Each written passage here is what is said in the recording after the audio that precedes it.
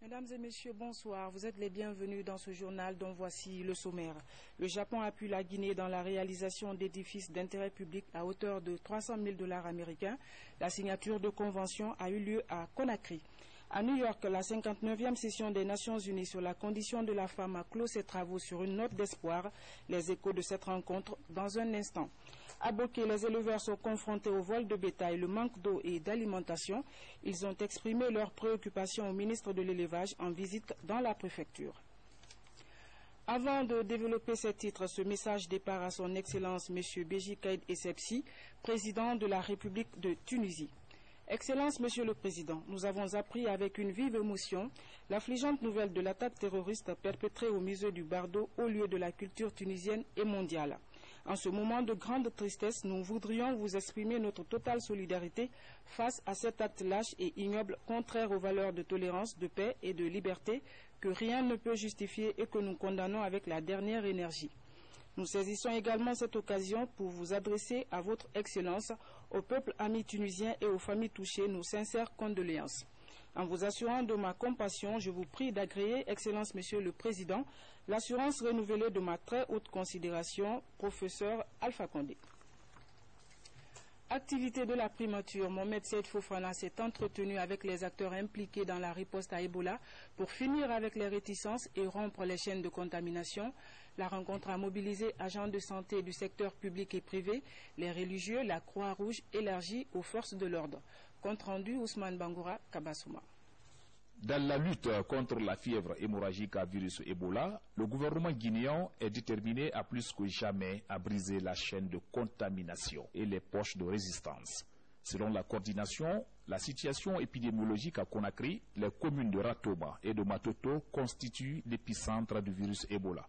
C'est justement pour évaluer le chemin parcouru dans l'éradication de l'épidémie que le Premier ministre, Mohamed Seyd Fofana, échange avec l'ensemble des acteurs impliqués dans cette lutte contre le virus. Ce sont vraiment des initiatives, des très très bonnes initiatives qui vont amener tout le monde, sans exception, à vraiment s'impliquer pour qu'on boute hors de la Guinée cette maladie. À travers nos comités de veille, que tous les cas, toutes les informations soient remontées au niveau de la coordination communale afin que des bonnes dispositions soient prises. Cette rencontre qui a regroupé les leaders religieux, les partenaires, les agents de santé du secteur public et privé élargie aux forces de l'ordre aura permis au Premier ministre d'inviter les acteurs à respecter les consignes selon les normes conventionnelles. Cette revue commune par commune nous a permis de comprendre beaucoup de choses, de proposer, n'est-ce pas, des démarches pour renforcer l'action qui a été déjà engagée sur le terrain. Nous sommes confiants qu'avec l'engagement de tout le monde, cela va marcher. Mais j'en profite pour dire aux populations de Conakry que le défi est encore très grand. Il faut que chacun retrousse la manche. Il faudrait que nous acceptons d'envoyer les malades dans des centres de traitement. Il faudrait que chacun se dise que si un frère vient d'un village, que si un cousin vient d'un village, il doit d'abord, s'il est malade, il doit être présenté à un centre de traitement. Ceux qui ne le font pas s'exposent eux-mêmes à la maladie, leur famille, leur voisinage et, n'est-ce pas, leur quartier. À partir d'aujourd'hui, qu'est-ce qui va se faire? Les imams vont se redéployer. Cette fois-ci, ils ne tiendront pas des meetings au centre islamique ou, n'est-ce pas, dans les grandes mosquées, mais ils vont aller dans les quartiers pour informer les populations que les décès communautaires sont un signe que les gens continuent de garder les malades à domicile. Et c'est là qu'il faut traiter. Mais au-delà, nous avons constaté que le délai de réaction de certains services chargés de la riposte sont trop longs. Il faut aussi inviter les services de sécurité à s'assurer que les transferts de corps sont systématiquement interdits et que toute personne qui se rend coupable de cela, n'est-ce pas, subit la rigueur de la loi. Cette nouvelle stratégie du gouvernement, avec l'implication de tous, devrait à coup sûr nous permettre de vaincre dans les prochains jours le virus Ebola. Dans la foulée, cette tournée de sensibilisation du ministre de la Communication et celui de la Santé, Alouseni Makanera Kake et colonel Rémi Lama, étaient dans la préfecture de Forêt-Karia pour une campagne de sensibilisation contre Ebola. Ils ont invité la population à un changement de comportement afin de rompre la chaîne de contamination du virus Ebola. Plus de précisions avec Habib Thiam. 3 heures de navigation risquée pour la coordination nationale de riposte à Ebola. Elle vient sensibiliser Mabala, ce village insulaire de Forêt-Karia, au respect des mesures de précaution contre l'épidémie. Je voudrais dire à la jeunesse de Mabala que ce que nous sommes en train de mener aujourd'hui comme lutte, c'est leur lutte à eux. Toutes les sociétés qui étaient à Forêt-Karia sont toutes parties. Si ces sociétés étaient là, beaucoup de ces jeunes allaient trouver de l'emploi pour s'occuper de leurs parents. Mais à cause de la maladie d'Ebola, les sociétés sont parties et ils sont réduits à l'état de chômage. Cet habitant est parmi les personnes guéries d'Ebola. Aujourd'hui, l'épidémie est en perte de souffle, mais la lutte doit être renforcée et mieux coordonnée dans la localité. Nous avons reçu des promesses fermes de la part des femmes, des jeunes, des hommes et des religieux de faire en sorte, s'il y a un seul cas de maladie, de mettre l'intéressé rapidement à la disposition des structures sanitaires. L'équipe poursuit son offensive dans les différentes localités de Forêt-Karia. Son défi, gagner le pari des 60 jours contre Ebola. Coopération, le Japon, aux côtés de la Guinée pour la réalisation d'édifices d'intérêt public. L'école primaire de Sonfonia dans la commune de Ratoma verra bientôt sa capacité d'accueil doublée, alors que la Croix-Rouge, elle, sera dotée d'un nouveau centre de formation. La signature de ces 2 conventions, dont le coût global de réalisation s'élève à près de 300 000 $ américains, a eu lieu ce mardi. Reportage Maïmouna Biladiallo. Créée en 1984, la Croix-Rouge guinéenne participe activement à la gestion des catastrophes et des risques. Mais le manque de local et de meubles paralyse les activités de cette ONG humanitaire. Pour donc soulager ces travailleurs, le gouvernement japonais a déboursé près de 126 000 $ américains pour la construction et l'équipement d'un nouveau siège de la Croix-Rouge guinéenne. Cet édifice R+1 comprendra des bureaux et une salle de formation des volontaires. Ce centre va servir non seulement la formation en premier secours, et également la formation dans le cas des épidémies, telles que l'épidémie que nous gérons aujourd'hui. La coopération guinéo-japonaise est particulièrement basée sur le développement des ressources humaines. En témoigne cet autre projet d'extension et de rénovation de l'école primaire de Sonfonia 1 pour plus de 168 000 $ américains. Le projet construira donc 7 nouvelles salles de classe. Une direction fournira le mobilier nécessaire et procédera à des travaux de rénovation des salles actuelles. Le Japon a également à cœur de continuer à s'occuper du développement à long terme. Un geste qui n'a pas laissé indifférentes les autorités communales de Ratoma. Monsieur l'ambassadeur, votre pays n'a pas cessé d'accompagner la Guinée dans toutes les circonstances que nous avons connues. Tout ce que vous avez posé comme acte, nous en sommes fiers et nous en sommes reconnaissants. L'école primaire de Sonfonia 1, créée en 1959 avec 3 salles de classe, compte aujourd'hui 1105 élèves, 14 groupes pédagogiques pour seulement 7 salles. La qualification de l'école guinéenne au cœur des préoccupations des autorités en témoigne le jumelage de l'Institut Polytechnique Roi Mohamed VI de Kamsar et l'École nationale supérieure des Bits de Rabat. Les experts marocains sont à Conakry pour un transfert de compétences et de stratégies pédagogiques avec leurs confrères guinéens. Reportage Saint-Martin Fancinadounou. Au mois d'avril 2014, l'Institut Polytechnique Roi Mohamed VI de Kamsar et l'Université Titi Camara, aujourd'hui Université Roi Mohamed VI de Conakry, ont signé une convention de partenariat avec l'École nationale supérieure des mines de Rabat et l'Institut supérieur des mines de Marrakech. Le jumelage est axé sur la formation des formateurs, l'échange des étudiants pour les stages et la construction des bibliothèques en faveur des 2 universités guinéennes. Pour renforcer ces partenariats et promouvoir les activités, les responsables de la partie guinéenne invitent leurs homologues du Maroc à participer à la cérémonie d'inauguration de l'Institut de Kamsar qui porte le nom de Sa Majesté, le roi Mohamed VI. Nous disons que la Guinée, c'est un pays minier.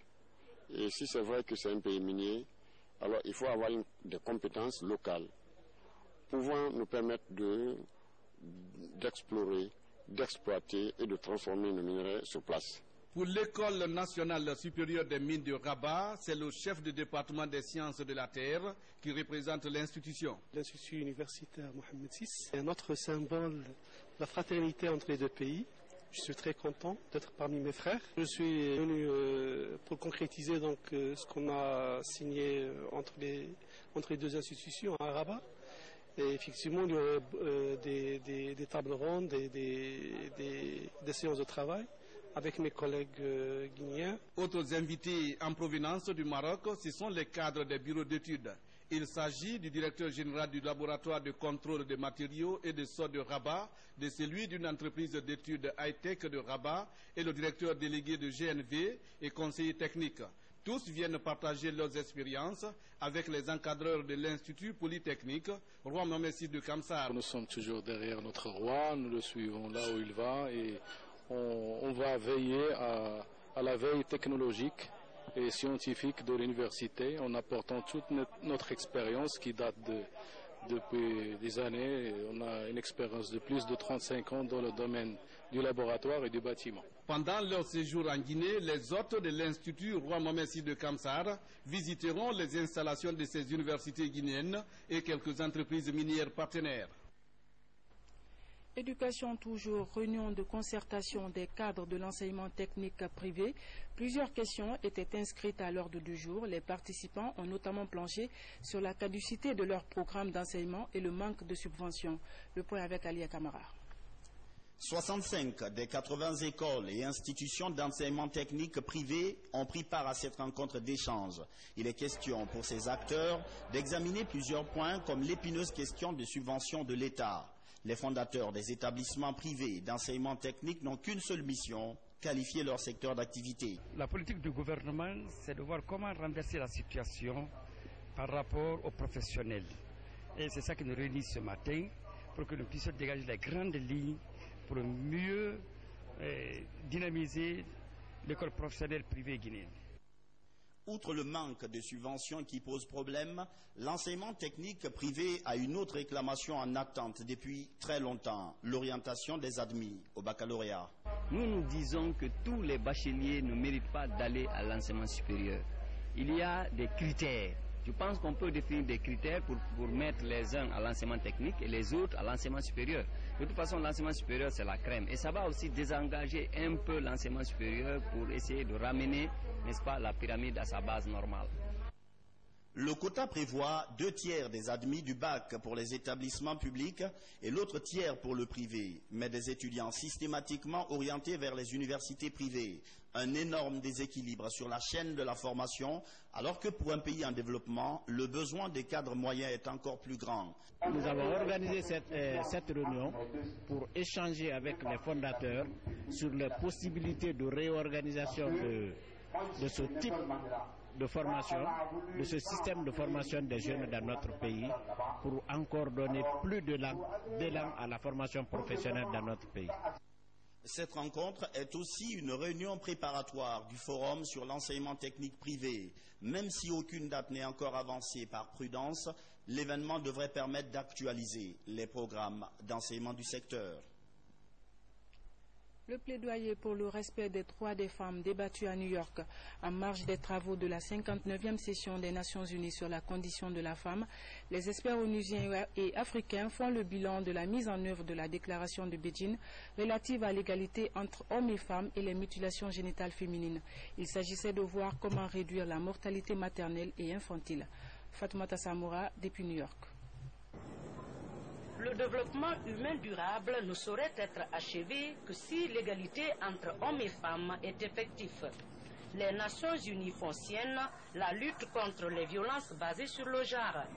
La 59e session des Nations Unies sur la condition de la femme encourage les États membres à œuvrer pour l'égalité des chances entre hommes et femmes. À Beijing, plus 20, force est de reconnaître que l'autonomisation des femmes reste toujours un challenge difficile à réaliser par certains pays. La Guinée, si nous continuons le cap actuel, si nous poussons comme ça, c'est-à-dire que le gouvernement, la société civile, les partenaires au développement, si nous tous, nous mettons ensemble dans la même direction pour lutter contre cette pratique, je suis sûr que nous pouvons renverser la tendance et nous pouvons même être classés parmi les meilleurs. Présentes dans toutes les sociétés, malgré leur niveau de développement, les violences faites aux femmes se manifestent sous plusieurs formes. Le faible accès au crédit ou encore la faible représentation des femmes aux postes de prise de décision.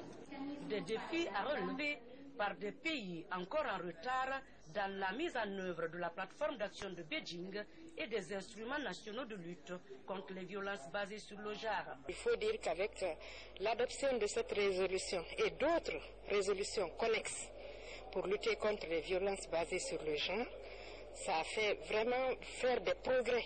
Cet examen des progrès réalisés dans le programme de déclaration de Beijing et la lutte contre les violences basées sur le genre prouve à suffisance que l'autonomisation des femmes préoccupe toutes les nations. Peu après cette rencontre, la ministre de l'Action sociale reçoit une distinction honorifique pour son engagement sans faille dans la lutte contre les violences basées sur le genre, tout un honneur pour la Guinée. La 59e session des Nations Unies sur la condition de la femme a clos ses travaux sur une note d'espoir, une plateforme d'échange qui aura permis aux participantes de débattre d'un sujet commun, celui de défendre les droits de la femme. Safiatou Kondé, envoyé spécial. La 59e session des Nations Unies est aussi une opportunité pour les groupements de femmes de se réunir et d'échanger. Comme l'an dernier, la coalition des femmes et filles de Guinée est activement impliquée dans les travaux. Elle participe notamment aux différents forums qui débattent de l'apport des associations de femmes. Plus de 20 Guinéennes issues des ONG et associations représentent la COFIG à New York. L'enjeu est de soutien pour accélérer le processus d'autonomisation des femmes à Conakry. C'est de voir dans l'ensemble, et la société civile, et le gouvernement, tous ensemble qu'on se donne la main afin que cette autonomisation des femmes, tant demandée, qu'on puisse être aussi apaiser ce problème au niveau des femmes et voir un peu l'égalité entre les sexes. Ici, les femmes apprennent à mieux se connaître pour harmoniser les stratégies de lutte afin d'atteindre ensemble l'objectif commun, celui d'atténuer, sinon d'éradiquer le phénomène de femmes battues, violées ou soumises à l'esclavage sexuel. Nous cherchons à être le plus que possible à toutes les rencontres, les différents panels, au débat général, partout où nous sentons que nous pourrons puiser quelque chose. Nous savons que la COFIG pourra atteindre ses objectifs. Nous avons échangé avec beaucoup de groupements féminins des autres pays. La Guinée est valablement représentée parce que cette femme, cette ministre des Affaires sociales et de la promotion féminine de l'enfance a véritablement défendu le gouvernement guinéen pour son ouverture pour la paix. Au sortir de cette session où l'expérience guinéenne est présentée, l'espoir de tous est de voir l'application des lois ratifiées en faveur des femmes pour un monde sans violence basé sur le genre. À Nzérékoré, le Centre Citoyenneté et Paix vient d'organiser un atelier de restitution sur les violences faites aux femmes. Il s'agissait de faire un plaidoyer pour l'accès des femmes à la justice. Le projet est financé par l'Association du barreau américain et l'USAID.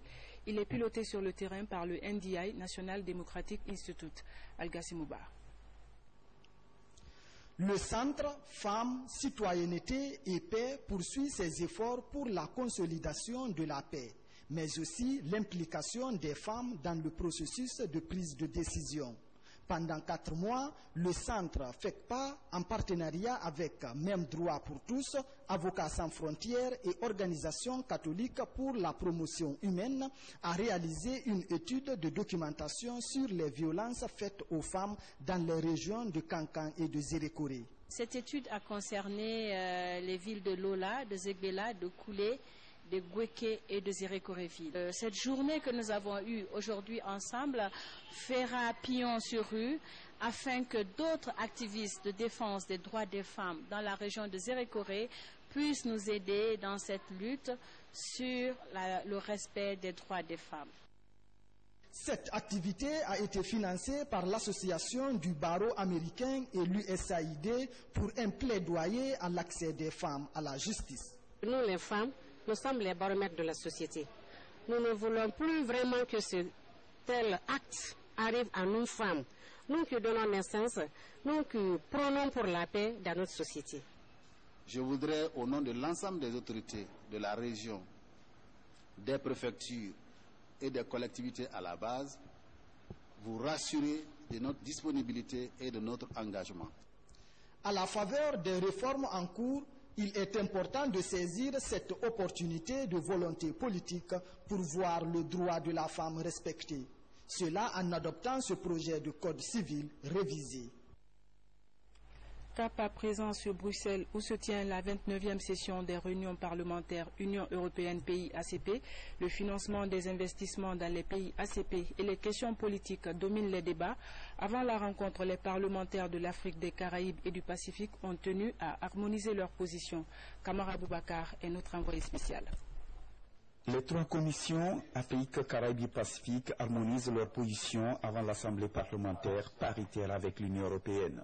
Le développement économique et surtout le financement des investissements par Bruxelles sont entre autres préoccupations des 119 pays ACP. Les problèmes de financement, les relations entre l'Union européenne, vous savez, c'est comme l'Assemblée nationale chez nous. Nous avons l'aspect législatif et nous avons l'exécutif. Ici à Bruxelles, le Parlement, c'est de ça que nous discutons. Mais à côté du Parlement, il y a la Commission européenne qui représente le gouvernement, si vous voulez, de l'Europe. Et c'est ce gouvernement qui traite avec nous les problèmes de financement, etc., de nos infrastructures. Mais l'Assemblée paritaire est écoutée et a beaucoup d'influence dans la mise en œuvre des politiques de la Commission européenne et des politiques d'aide à... Les affaires politiques sont également au haut de l'agenda de cette session parlementaire ACP Union européenne. 3 résolutions seront prises, mais la Guinée, le Niger et le Mali mettent également sur table la menace sécuritaire en Afrique de l'Ouest. Les problèmes de sécurité au Mali, des problèmes de sécurité au Niger et autres sont des problèmes qui regardent la Guinée. Ce sont des pays qui sont en train de se déstabiliser aujourd'hui avec l'avènement de Boko Haram. Et il est important que l'Afrique se solidarise et que l'Union européenne puisse en discuter pour savoir quels sont les moyens qui sont à dégager. Vous savez qu'actuellement, il y a une intervention conjointe d'un certain nombre de pays africains, mais évidemment, si le financement peut venir aussi de l'Union européenne, ce serait une très bonne chose. Sur le plan diplomatique, les pays ACP se réjouissent de la normalisation des relations entre Cuba et les États-Unis.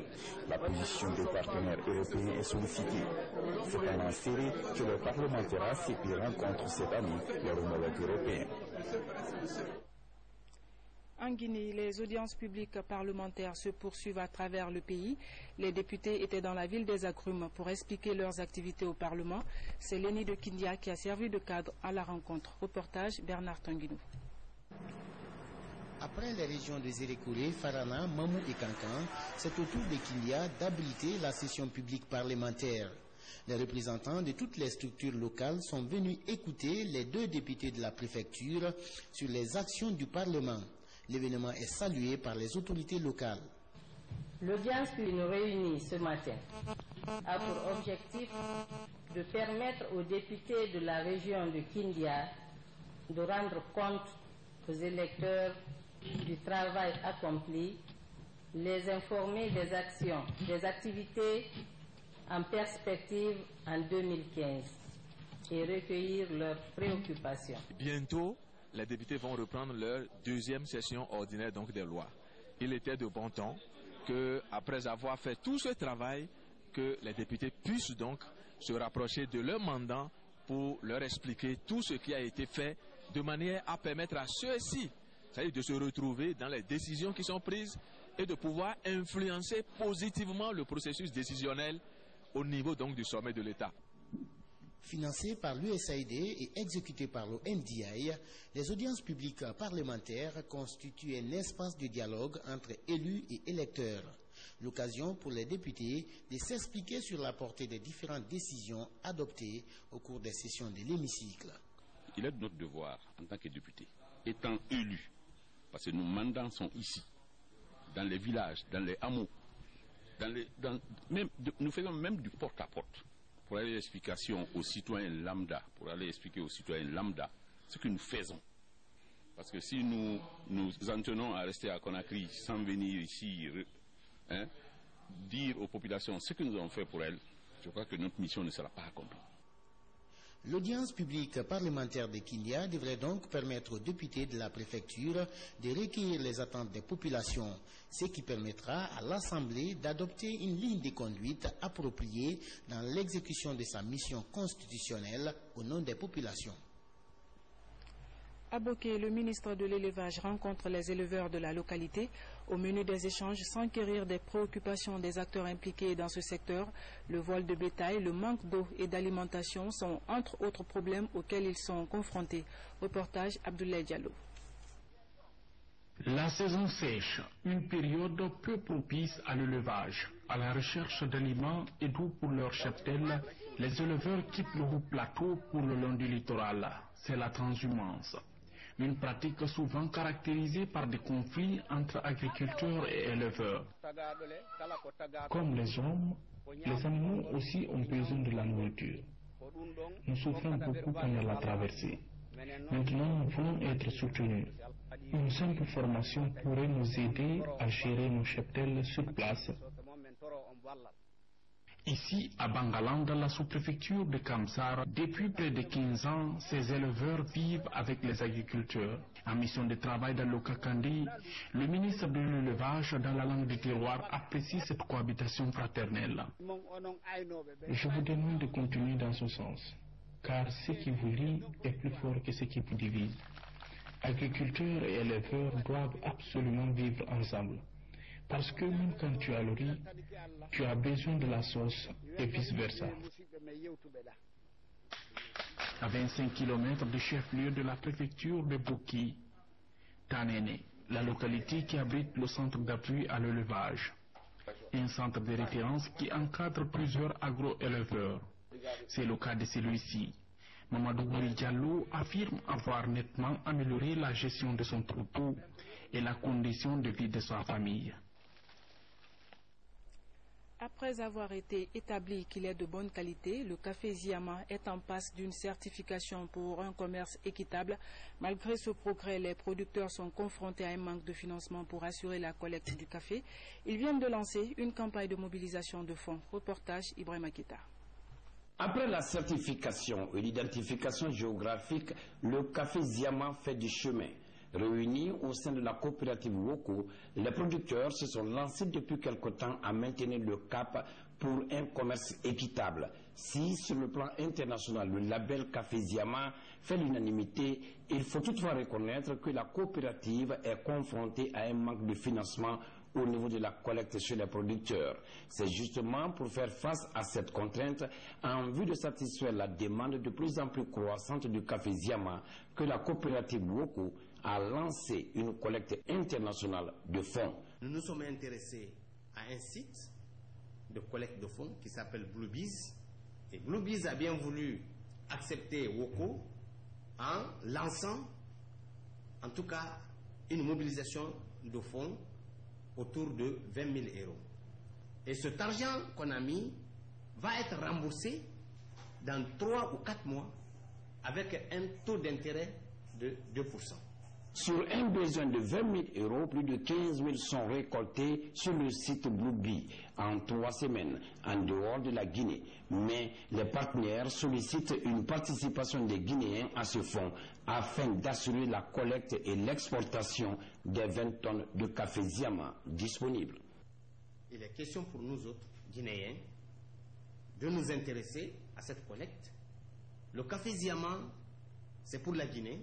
Le café Ziama, c'est un produit local guinéen qui se valorise. Alors, il appartient aux Guinéens aussi de participer à la collecte de ce fonds, à la promotion de ce produit.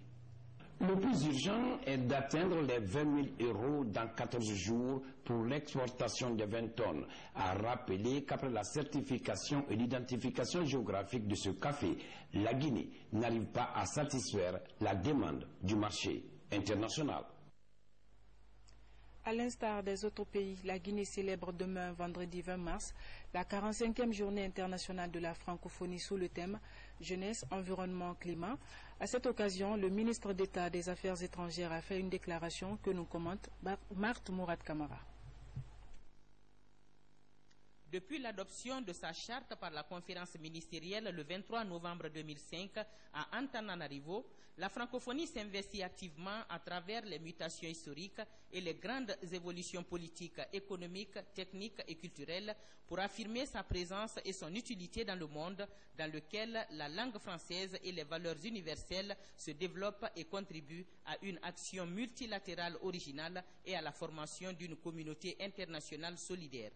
Dans cette conscientisation, la francophonie s'est fixée pour objectif majeur la création des liens entre ses membres, le partage de la langue française et des valeurs universelles en faveur de la paix, de la coopération, de la solidarité et du développement durable. Depuis cette date, elle a constamment défendu les valeurs et les idéaux de liberté, de paix, de dignité, de démocratie, des droits de l'homme, du dialogue des civilisations, d'équité et de développement durable. La République de Guinée adhère pleinement à ces principes et idéaux universels.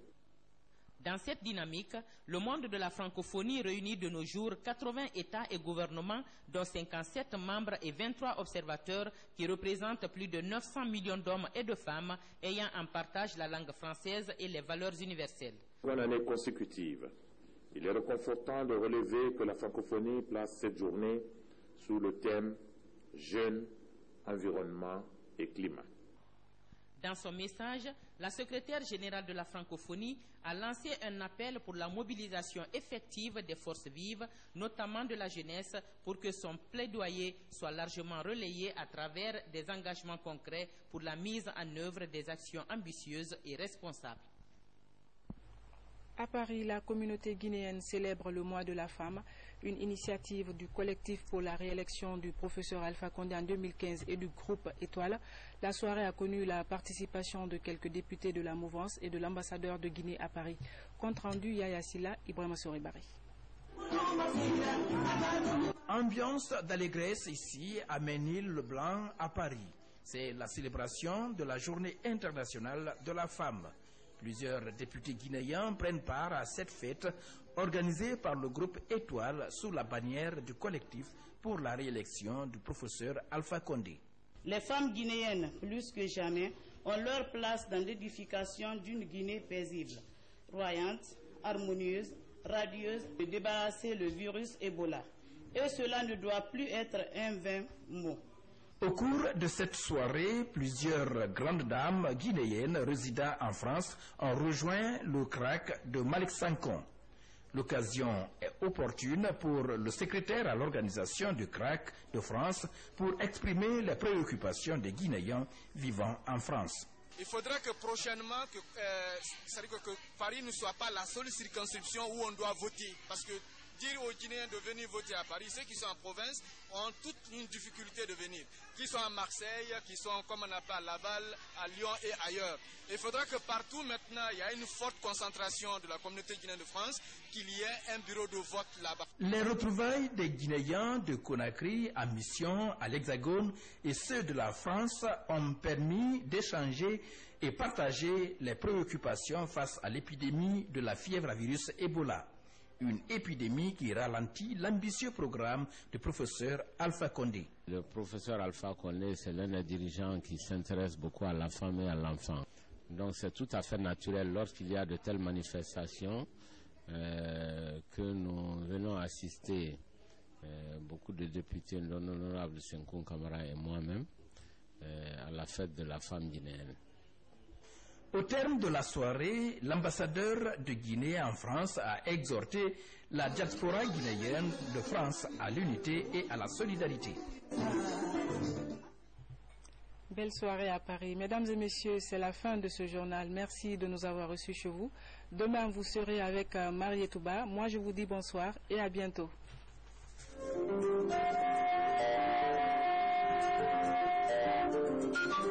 Thank